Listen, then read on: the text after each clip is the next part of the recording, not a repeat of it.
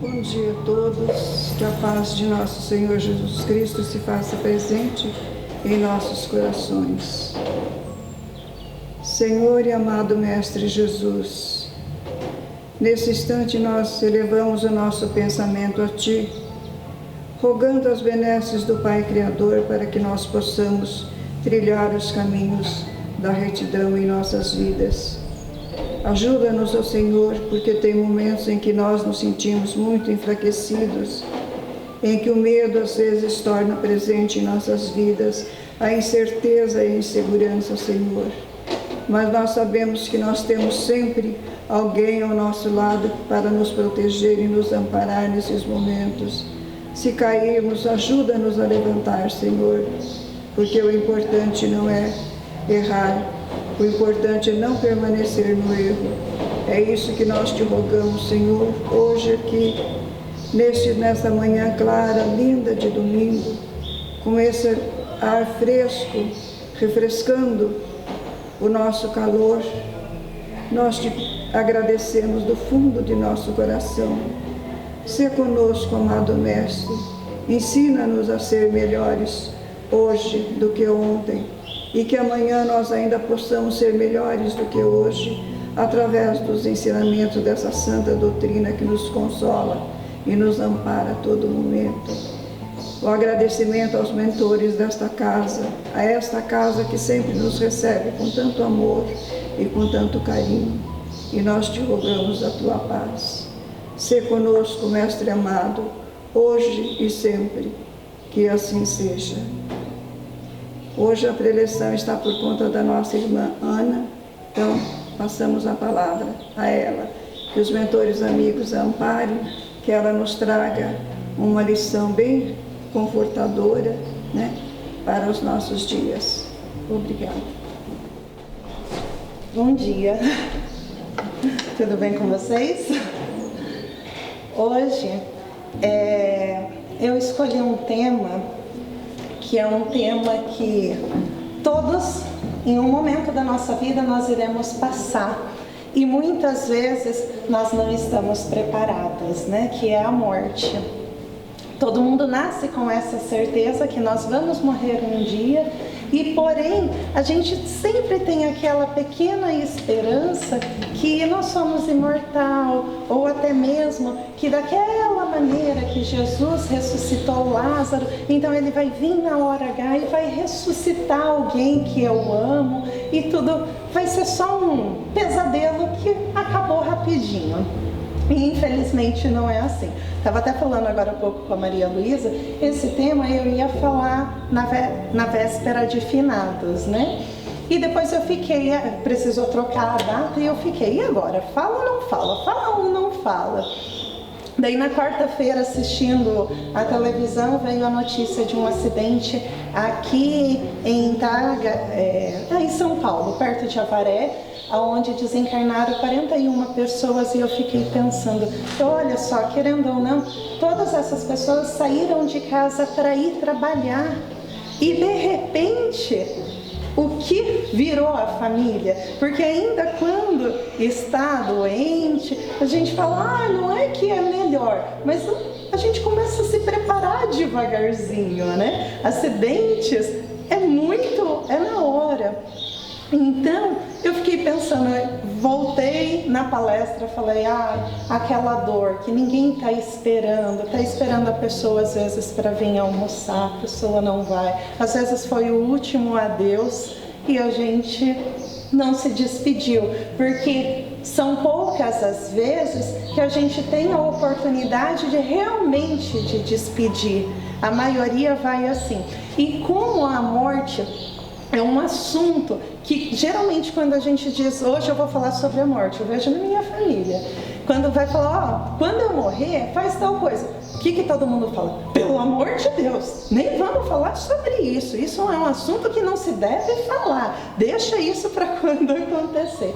E por causa desse erro da gente não falar, muitas vezes o próprio desencarnado não entende o que está se passando, pois ele não sabe que a vida continua. Até mesmo a gente vê vários que optam pelo suicídio, porque não tem noção que que a vida continua.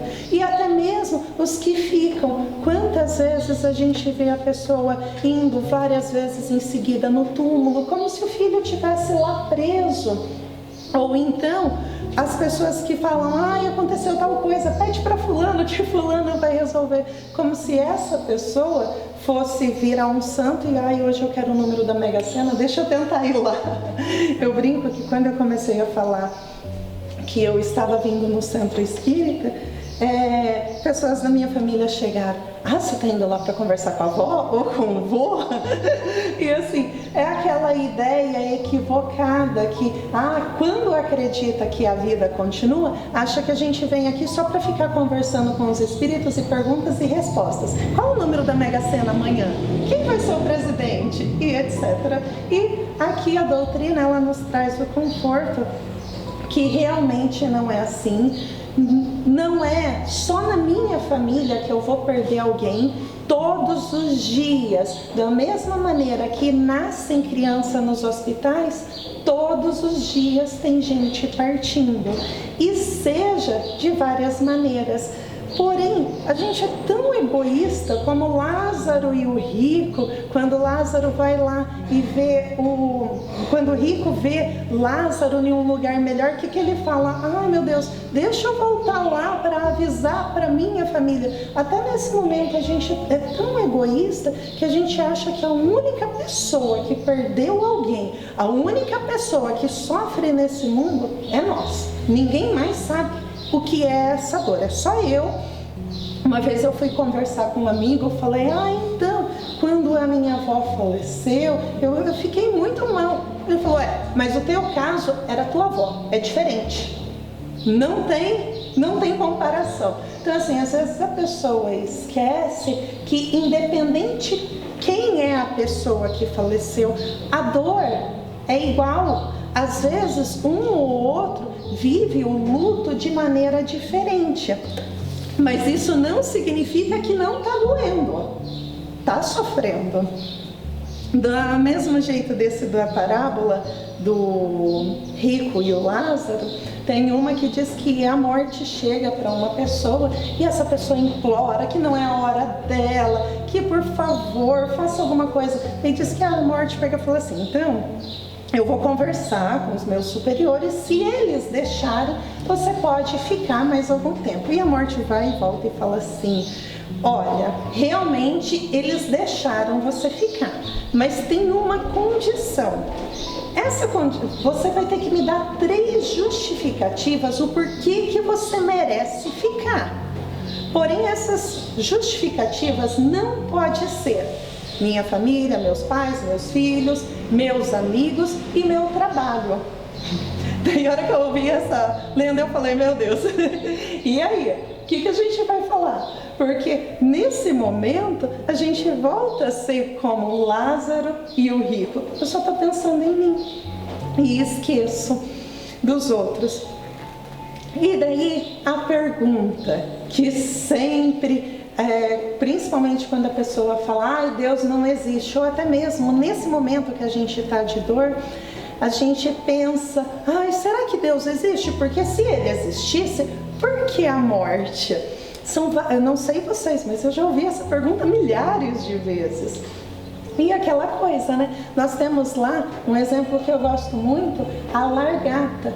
Para ela virar borboleta, ela tem um trabalho enorme. Se você for lá quebrar o casulo dela, do mesmo jeito um passarinho, você quebrar o ovo dele, ele não cria resistência para suportar depois. E eu costumo dizer que até mesmo nós, se não tivesse a morte, imagina lá, centenas de anos atrás, Caim e Abel, será que os dois já teriam se perdoado? Será que eles já teriam aprendido a amar um ao outro se não tivesse a morte? Porque hoje nós sabemos que vamos morrer. Quantas vezes na família a gente briga, por exemplo, por política? Eu não gosto de fulano porque esse, e daí o meu pai está defendendo ele que não sei o que. E aí? Um dia você vai morrer. Esse ponto realmente era importante? Será que nós, se não tivesse a morte, porque eu volto a repetir, todos nós nascemos sabendo que vamos morrer. E mesmo assim a gente não está preparado, nós ficamos brigando com o outro, nós ficamos com raiva por causa de coisa pouca, né? Então volto, será que Caim e Abel teriam aprendido a amá-los? Daí, Leon Diniz, ele conta que do mesmo jeito que às vezes a gente aceita um remédio muito amargo para curar alguma enfermidade, nós precisamos aceitar essas dores, aceitar a morte, porque vai ter um encontro futuro, porque Jesus vem e nos diz que a vida é eterna e depois vai passar. Essa dor às vezes é instantânea. A largata, ela não vai ficar ali no casulo a vida toda. Não, é um momento para o outro. Depois ela esquece aquela dor. E daí perguntam: mas existe vida após a morte? Disseram que em 1980 o próprio Papa afirmou que sim, existe vida após a morte. Só nós não sabemos como que é. E veio Santo Agostinho e ele responde com um poema que vocês provavelmente já conhecem. Esses dias passou até em uma novela na TV que diz: a morte não é nada. Eu somente passei para o outro lado do caminho. Eu sou eu. Vocês são vocês. O que eu era para vocês, eu continuarei sendo.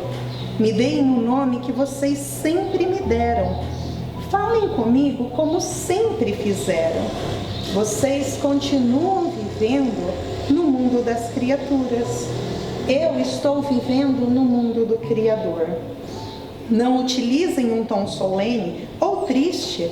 Continuem a rir daquilo que nos faziam rir juntos. Rezem, sorriam, pensem em mim, rezem por mim. Que meu nome seja pronunciado como sempre foi, sem ênfase de nenhum tipo, sem nenhum traço de sombra ou tristeza. A vida significa tudo o que ela sempre significou. O fio não foi cortado. Por que eu estaria fora de seus pensamentos? Agora estou apenas fora de suas vistas. Eu não estou longe, apenas estou do outro lado do caminho. Você que aí ficou, siga em frente. A vida continua, linda e bela, como sempre foi. Nós muitas vezes, por medo da morte, nós nos apegamos aos bens materiais e esquecemos que nós somos imortal. E talvez por a nossa falta de incompreensão ainda, nós não percebemos que Jesus, o objetivo dele passar por nós, além de nos ensinar a amar, é mostrar que a vida, ela é eterna, que ele é o caminho, a verdade e a vida, gente, ela é uma só. O que morre é o corpo, mas a nossa vida, nós continuamos. E nós não entendemos que Jesus veio, daí às vezes falam: mas Jesus morreu, ele foi crucificado, foi humilhado.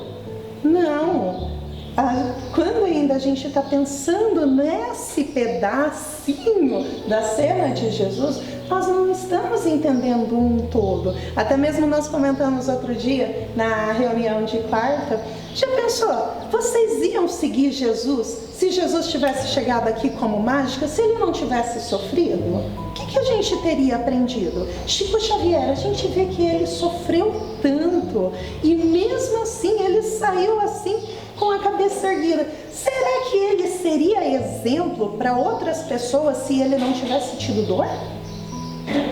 A gente precisa ter essa dor. Então, Jesus veio, foi crucificado, porém, alguns utilizam a palavra ressurreição. Ele ressuscitou 3 dias depois. Então, eu gosto muito de umas cenas, depois que Jesus ressuscita, ele tem várias passagens que falam sobre a vinda dele, onde ele mostra que a vida continua. Aqui eu coloquei as principais. A primeira, os discípulos estavam todos, faziam 3 dias que Jesus estava crucificado, e os discípulos estavam presos dentro de uma casa, cercados, porque estavam perseguindo eles. E eles dentro dessa casa, eles estavam com muito medo mesmo. E nisso aparece Jesus para eles. E eu fico me imaginando, né? Já pensou se eu estivesse lá dentro dessa casa, morrendo de medo, daí chega Jesus. Que surpresa! O que Jesus fala? A paz esteja convosco. Olha, eu estou no meio, estão tentando me matar, eu estou cercada. Como que Jesus chega e fala, a paz esteja convosco? E quantas vezes, principalmente nessa situação, nós esquecemos desse ensinamento de Jesus. A paz. Tenha paz dentro de você. As circunstâncias lá fora acontecem, mas ele veio nos mostrar que ele passou por essas circunstâncias e continua. Ele não sumiu. Ele continua ao nosso lado. Podemos não ver, mas quantas vezes nós sentimos? Ele continua. A outra é com Maria de Magdala, que é a primeira aparição, que ela vai procurar ele no túmulo e não encontra, e conta no livro Boa Nova que os discípulos estavam também todos aflitos, porque onde já se viu se ele era o filho de Messias, por que ele foi sujeito àquela humilhação, e agora o que seriam deles? Enquanto eles estavam aflitos, Maria de Magdala vai até o túmulo e ela sai de lá assustada, triste, porque não encontra Jesus, não encontra o corpo. E nisso aparece Jesus para ela e fala que ele veio cumprir a promessa, né? E depois, por último, uma cena que eu gosto, eu acho que todo mundo adora essa cena, é a de Paulo de Tarso, né? Que ele fica cego, aparece para ele uma luz tão forte, mas tão forte, e pergunta para ele, Saulo, Saulo, por que me persegues? Essas são pequenas provas que Jesus veio nos mostrar que a vida continua, que temos a vida eterna. Ah, mas eu não acredito que a gente, aqui ó, eu coloquei várias cenas na Bíblia, vários capítulos em Atos, aonde que conta sobre as passagens de Jesus. Daí nós temos os mais materialistas, que às vezes falam assim, não pode, eu não acredito em Deus, ninguém nunca voltou para contar, isso é impossível. Então, vem a ciência e nos diz que na medicina, 18% das pessoas que sobrevivem a algum acidente, o coma, parada cardíaca e etc., 18% delas, elas se lembram de, no momento do coma, estarem em algum outro lugar. E a maioria das vezes, nessa mesma lembrança, elas lembram de encontrar pessoas conhecidas que não estão mais aqui entre nós no corpo. Então, isso vem nos dizer, porque se essas pessoas que tiveram um pequeno estado de coma lembram disso, e os que partiram? Acabou? Não ficou nada? Não, está aí a prova que eles continuam. E o que é mais interessante dessa mesma pesquisa, eles falam assim, que eles ficaram, os médicos, principalmente aqueles que não acreditam em Deus, se surpreenderam, porque nesse momento da parada cardíaca, geralmente o cérebro não recebe oxigênio. Então, como que ficou a lembrança? Volta, nós temos o nosso corpo, que não é um só.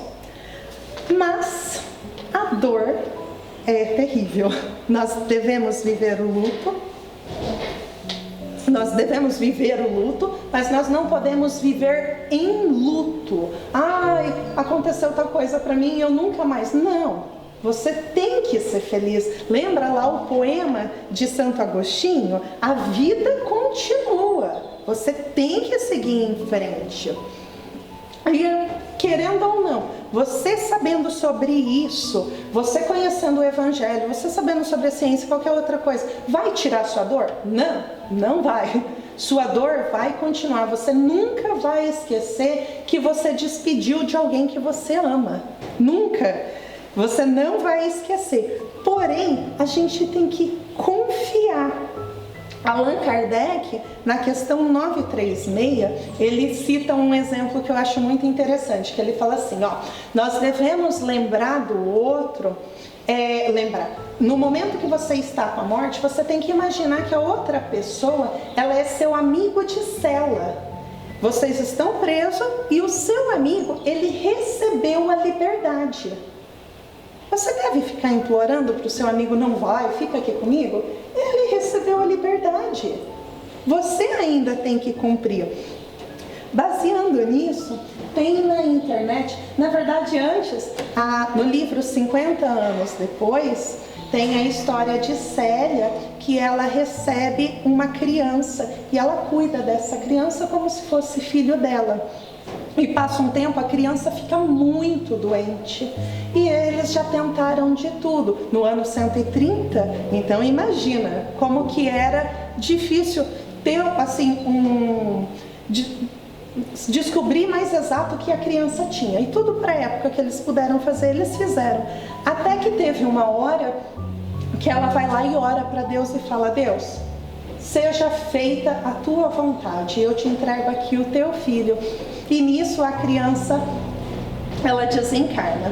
E do mesmo jeito que teve essa história de Célia, no ano 130 mais ou menos, nós temos na internet, não sei realmente se é real ou se não é, mas como tem a foto, acho que fica um pouquinho mais fácil de ser real.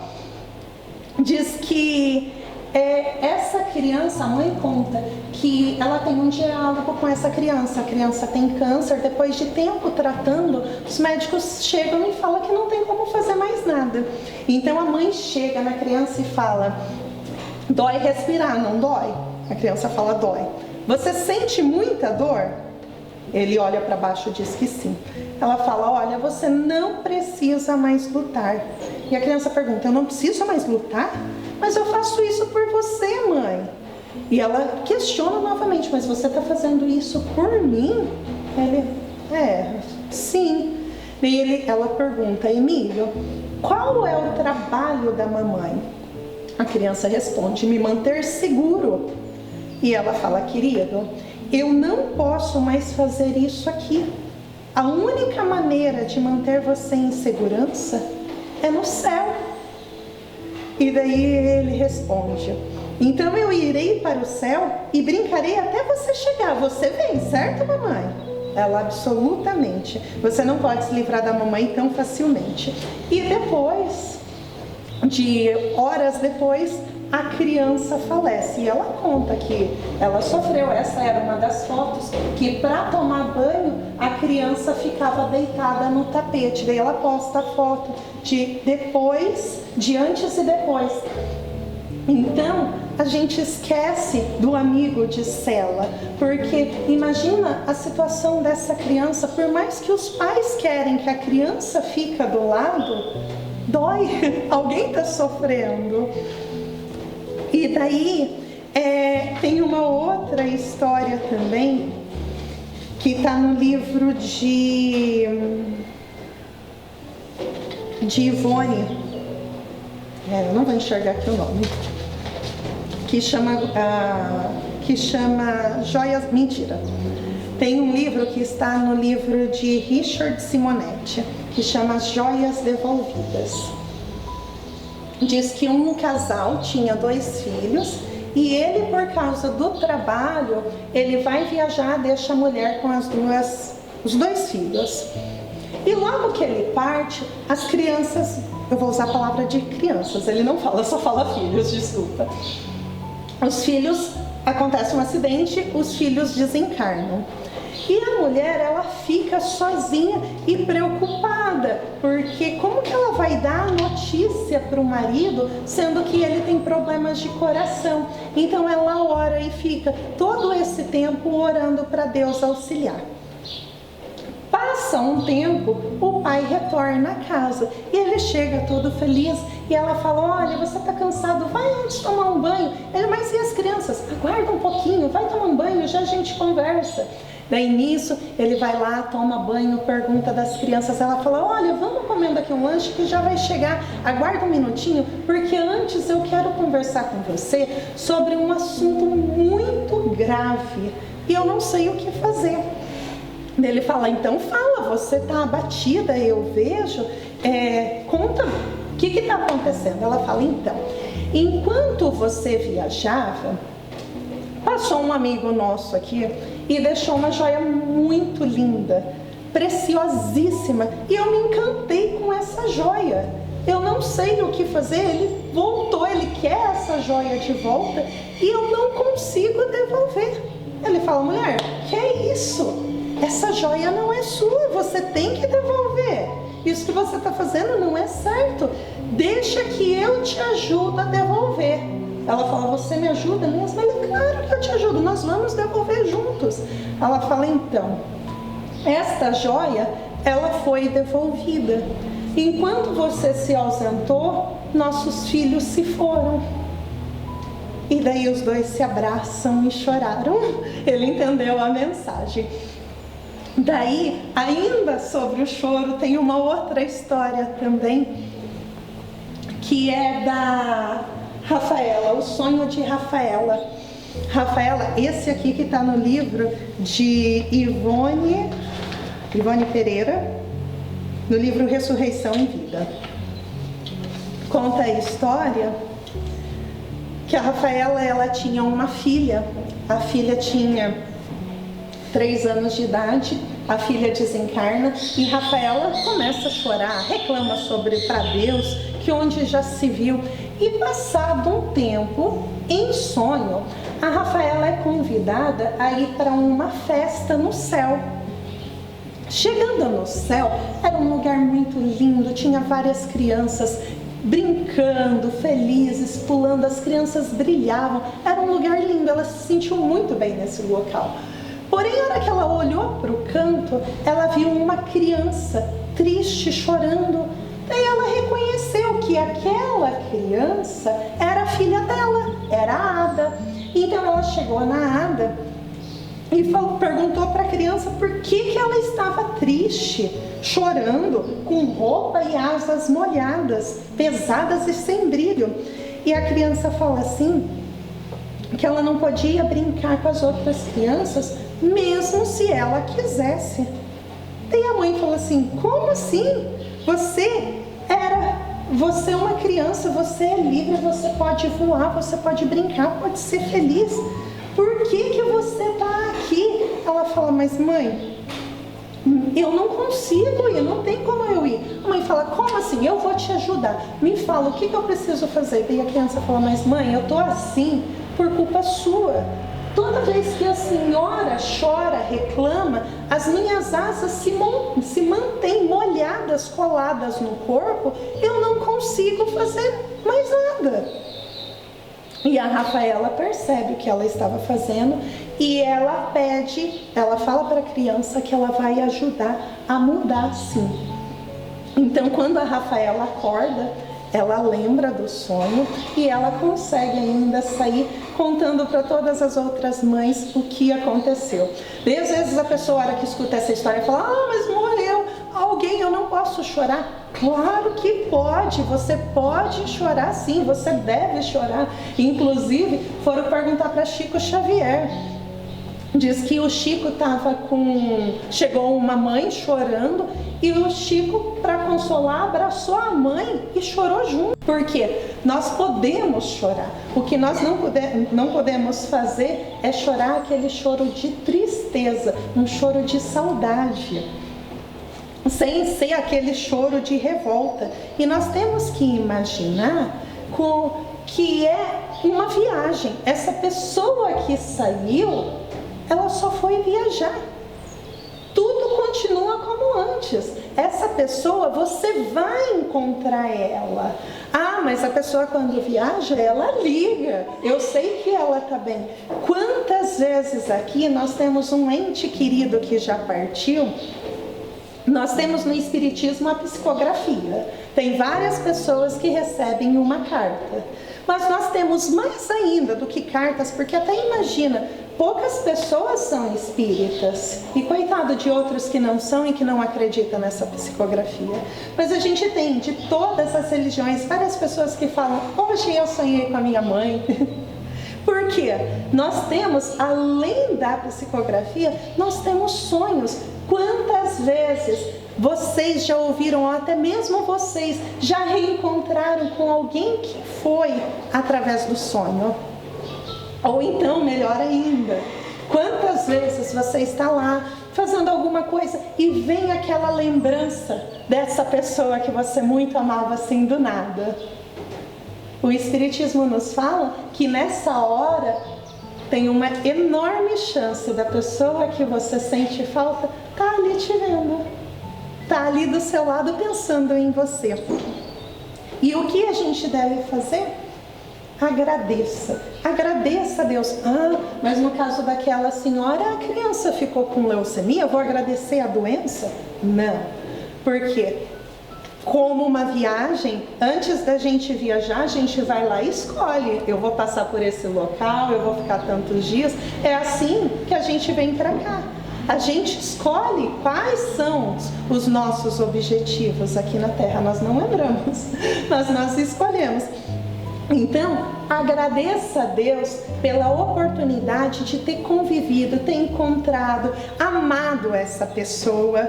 Agradeça a Deus por ainda continuar aqui e aprender a amar os que ficaram. É muito grave isso, às vezes, vários pais. Eu falo exemplo de pais, não que a dor seja maior, mas eu acho que é um pouquinho mais fácil da gente imaginar.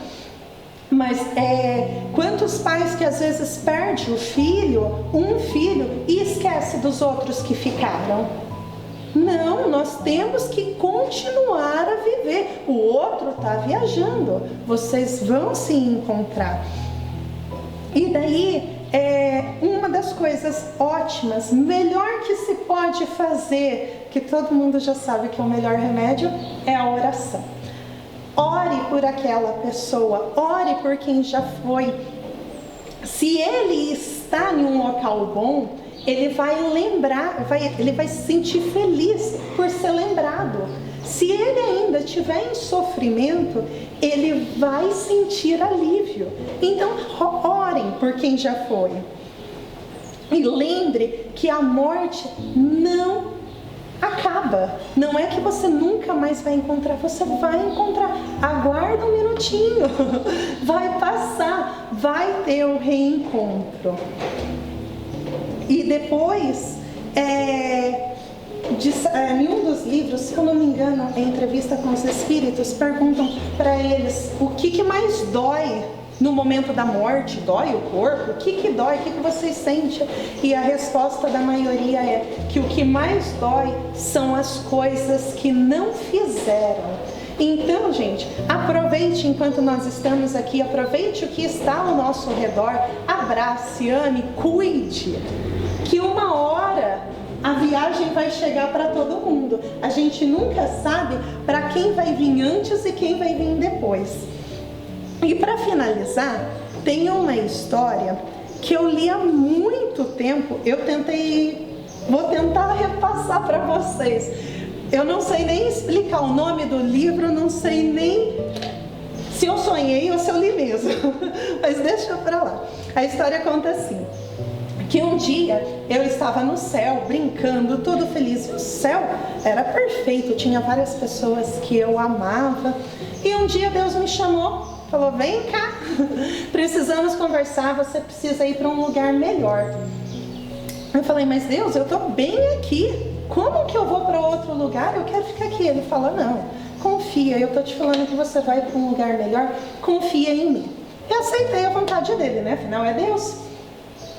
Daí fui para um local onde eu era cercado, eu era muito amado, o mundo todo só tinha eu era seguro nesse local. Passou 9 meses, novamente Deus chegou em mim e falou, olha, você precisa ir para um lugar diferente agora. Mas Deus, eu não quero ir, aqui eu tenho tudo que eu preciso, aqui está ótimo. Deus fala, escuta, eu estou pedindo novamente, confia em mim, não tenha medo. Essa voz que você escuta distante, você vai escutar mais do seu lado, você vai ter amigos, você vai ter família, você vai ter vários anjos à sua volta e você vai se sentir mais amado, presente. E daí ele pega e fala, então tá. Foi. Assim foi feito. E realmente apareceram vários anjos na vida dessa pessoa. Essa pessoa foi feliz, teve filhos, netos e etc. Até que chegou um momento, chegou novamente uma voz familiar. Ele não reconhecia aquela voz. E a voz chega e fala, escuta, você precisa ir para um local diferente agora. Mas como, Deus? Eu estou aqui, olha, eu tenho tudo que eu preciso, eu tenho minha família, meus amigos. Não, você precisa ir. Mas Deus, eu não quero ir. E Deus fala, eu já pedi para você confiar outras vezes em mim. E todas as outras vezes que você confiou, você não queria ir. E no fim, você acabou optando por ir. E toda vez que chegava no final, você não queria novamente. Então, confia em mim. Confia. E assim foi. Ele morreu. Então, nós devemos confiar, eu gosto dessa imagem, acho que vocês já viram que não é a primeira vez que eu uso ela.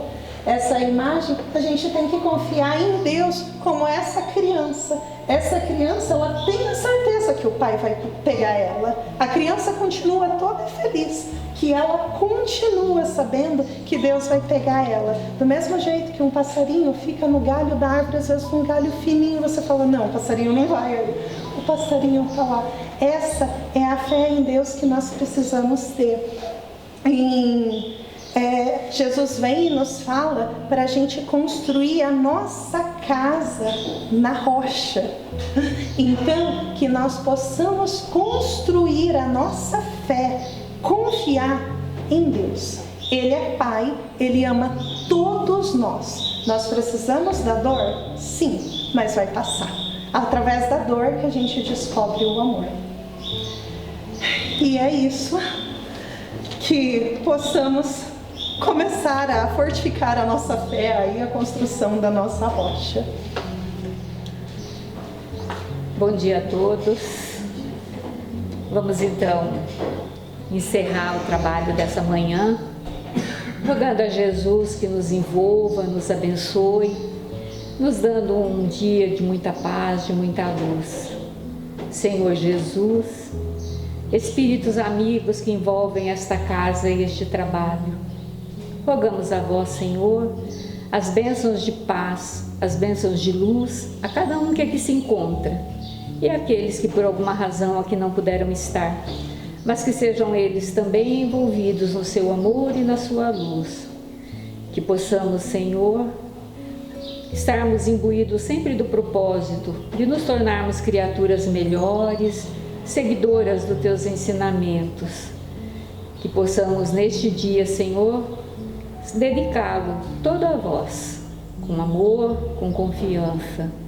Abençoe a esta casa que nos acolhe, aos trabalhadores desta casa, para que não lhes falte nunca a coragem e a disposição para o trabalho, para aqueles que têm seus nomes colocados nos livros, encarnados e desencarnados, que possam todos, na medida do merecimento, ser socorridos nas suas necessidades. A nós, Senhor, rogamos a tua paz, e que essa paz possa ser compartilhada por todos o nosso convívio. Sê conosco, Mestre Jesus, nos amparando, nos fortalecendo, hoje e sempre. Que assim seja. Graças a Deus. Bom domingo a todos, uma boa semana, muita paz.